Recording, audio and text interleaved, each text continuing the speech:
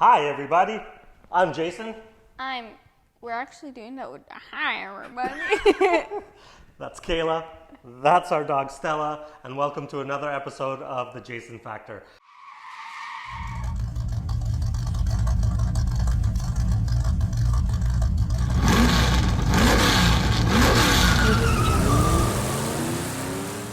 Today we're going to be doing something a little bit different by doing a compression test on the 300ZX, getting it ready to pull the motor and see exactly what we need to do. Yep. We're excited. Okay, Kayla, what do you do a compression test on a car for? It checks the health of the engine by reading the pressure inside of the cylinders. Yeah, exactly. The engine relies on combustion and pressurized gases. So the more pressure you have inside that cylinder, the more power it's going to make. On a 4-stroke engine, only you have the cylinder going up twice, but only one of those times the engine is going to make any sort of compression because the valves are closed. So what you want to do with a compression test is make sure that you're able to build pressure inside each cylinder, which means the head gasket's good, the valves are good, the piston rings are good, and all that kind of thing. So there's a couple of ways you can do the test. You can do the test warm or cold, meaning the engine is warm or cold, and you can do wet or dry. Wet just means that you're adding a little bit of oil inside the cylinder. If you have an issue and the pressure is low in a cylinder, then you have to do more investigating as to why there's that issue. You can have to do a leak down test or whatever. So we're going to use the Mac CT100 kit today, which comes with a bunch of adapters. Well, 2 adapters because there's 2 main sizes of spark plug thread that you can have. And obviously the gauge. The good thing about this kit, and if you guys are looking for a kit to buy, one thing you want to make sure is that it has the Schrader valve at the very end of the tube that goes into the cylinder. If the Schrader valve is anywhere upstream, it could result in figures that are not right. So when we do a compression test, there's 2 things that we want to make sure is not happening. What is that? Sparks and gas leaks. Spark and gas. So they're the easiest way on newer cars to stop the spark and the gas is to take out fuses. Yeah. Okay, so that's what we're going to do. We're going to take out the fuel pump fuse and the ignition relay, which should stop both. Then we have to take out the coil packs and the spark plugs, and then we can do the test.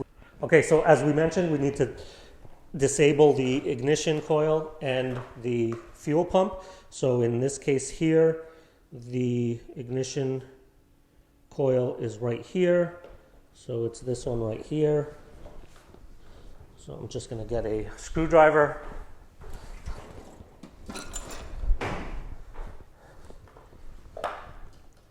This out. There we go. Set it there. Put that here. So that was for the ignition. So we're going to take out the fuel pump fuse. And that's this last guy right here. Comes out super easy. There we go. I'm going to put it there. So we've disabled fuel and we've disabled spark. So the next things we need to do is remove the ignition coils and this balance tube as well, because it's blocking the last ones that we need to get to.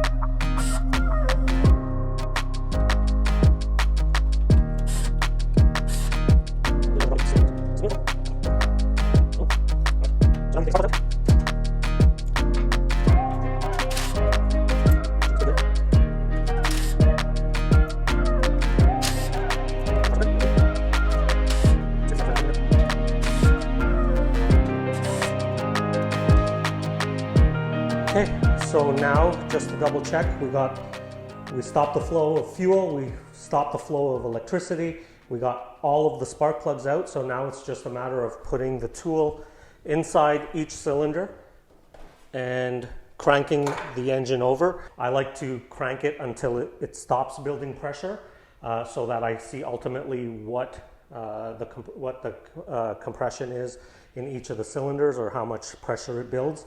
And then we can also see the deviation between cylinders. Ultimately, you don't want anything above about 13% deviation between the highest cylinder and the lowest pressure cylinder.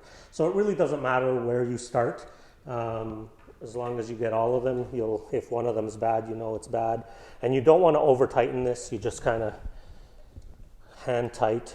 There's an O-ring on it that you don't want to ruin.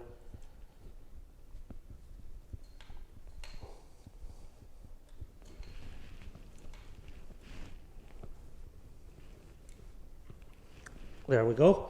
So Kayla, I'm going to get you to jump in the driver's seat and crank it over.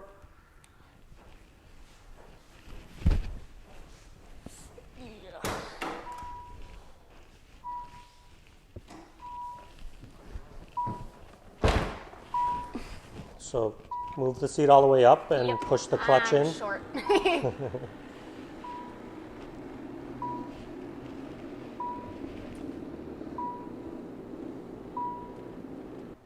Clutch all the way in. Okay.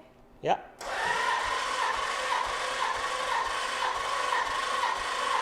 Okay, stop.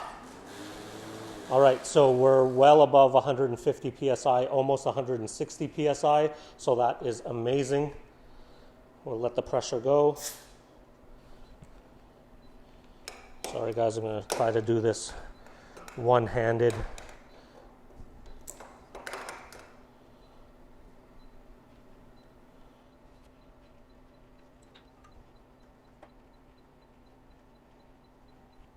So that would have been cylinder number 1. You can see it's the closest cylinder to the front of the engine. So cylinder number 1 had just under 160.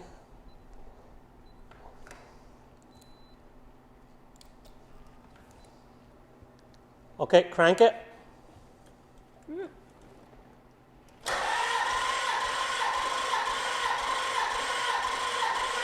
Okay. So just over 150.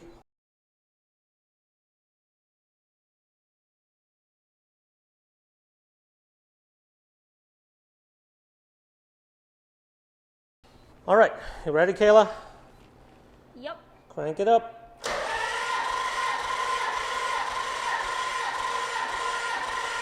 Okay. So that is 145, so not bad. Cylinder number 2.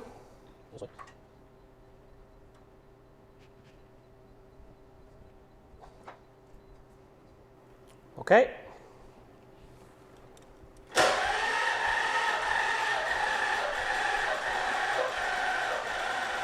Okay, stop. So that's 140. But the battery is dying, so I'm going to just plug the battery in for a minute and then we'll do the last two. Okay, so now we're doing cylinder number 4. Go ahead, Kayla.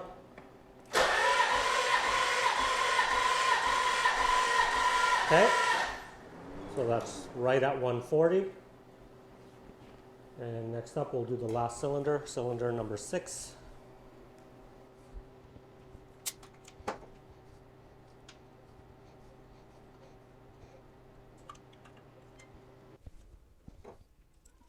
All right, and the verdict on cylinder number 6. Go ahead, Kayla.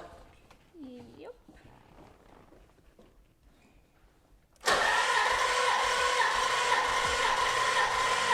Okay, so just over 140.